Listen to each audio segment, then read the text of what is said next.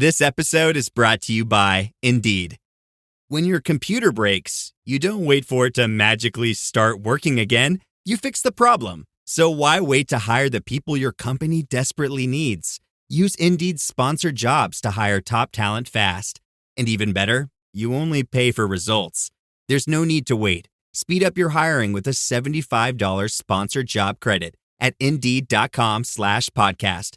Terms and conditions apply.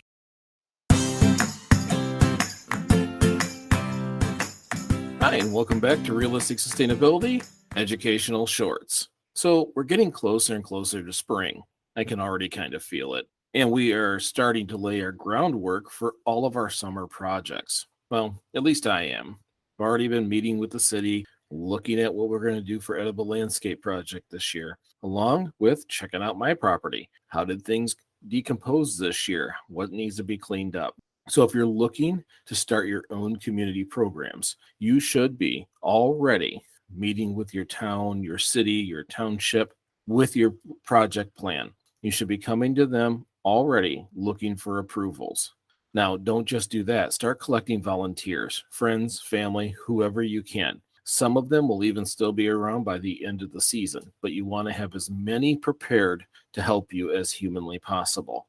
Next, how are you going to get the materials that you need? Whatever your community project is, where are you getting the funding? Where are you getting the materials? Who's growing plants? Who's building this? Who's building that? That's all part of the plan before anybody even starts asking questions, because they're going to ask you those questions. Cities and towns, though, will almost always exclusively push people towards community gardens. And that's what I want to talk about today, community gardens. There's some things that people have to understand about those before they take on those kinds of projects. Those take a ton of effort. You will need a lot of help. And don't forget water. That's one of the things that people tend to forget. Access to water on any kind of garden can make or break the space. Is there a spigot nearby? Can you get hose or sprinkler? Or are you going to take bucket by bucket? Because we've got one spot here in Durand that someone planted that we have to literally use the golf cart and trailer and bring a bunch of water over to it because it was an afterthought. Don't forget your water sources. Most see community gardens as an obligation instead of a kindness project. Be prepared to deal with that. You're going to have a shortage of help. Now, come spring, everybody will be there. They're excited. It's warm. They're finally out of the house. You will have tons of volunteers in the beginning. Over time, it becomes an obligation to be able to keep it clean, keep it weeded, and at some point start picking the food.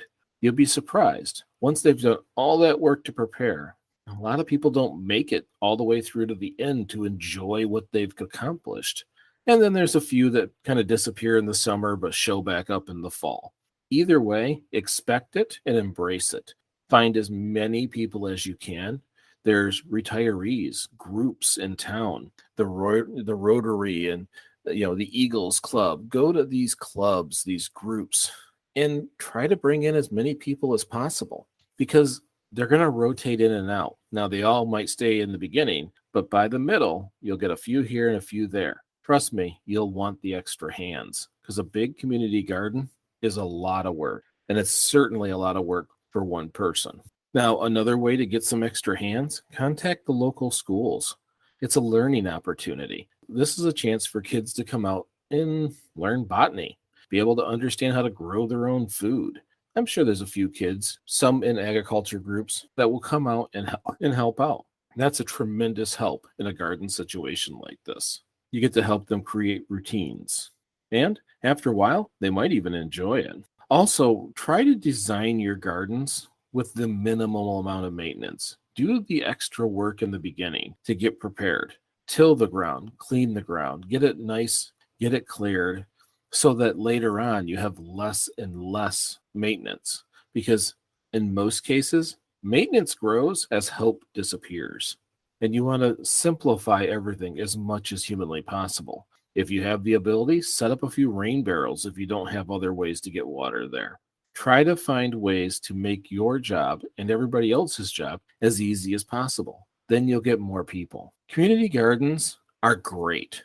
They're excellent for building friendships with each other. They're great to bring food into the community. What they're not great is they're not great at keeping people there all the time. You may have to find unique ways to do it. Well, if once a month you're going to meet and work on the community gardens, throw a picnic, have a potluck, do something that shows the fun.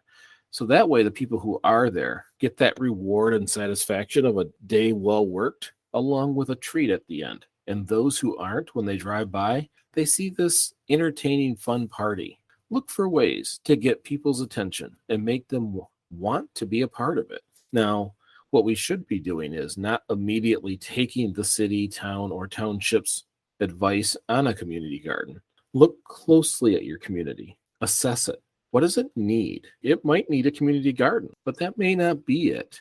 Look very close. Make sure that what you're doing is needed. And once you get a few little projects under your belt and the city really enjoys the things you've done, you begin to gain confidence. And those organizations start to build confidence in you. Next thing you know, you'll be building all kinds of things, helping all kinds of people. That's all I have for you this week. Thank you so much for listening. I hope you enjoyed this episode. If you did, share it with a friend or on social media.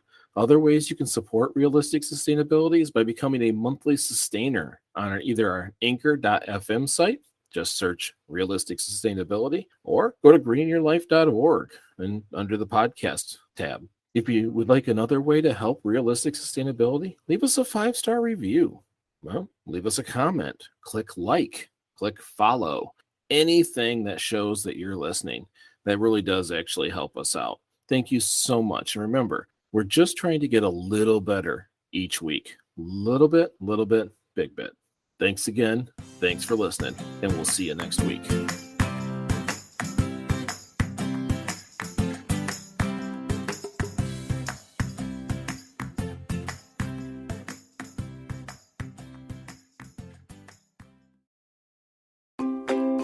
Learning should always be fun. It's proven. When you make it fun, kids will remember. Here at STEMnetics, we believe in teaching kids about science, technology, engineering, and math by building projects. These students are building robots, rockets, electrical circuits, cars, and much more. STEM surrounds us, and the biggest companies in the world are tech companies.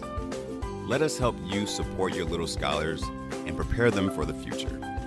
For more information, visit us at stemnetics.org.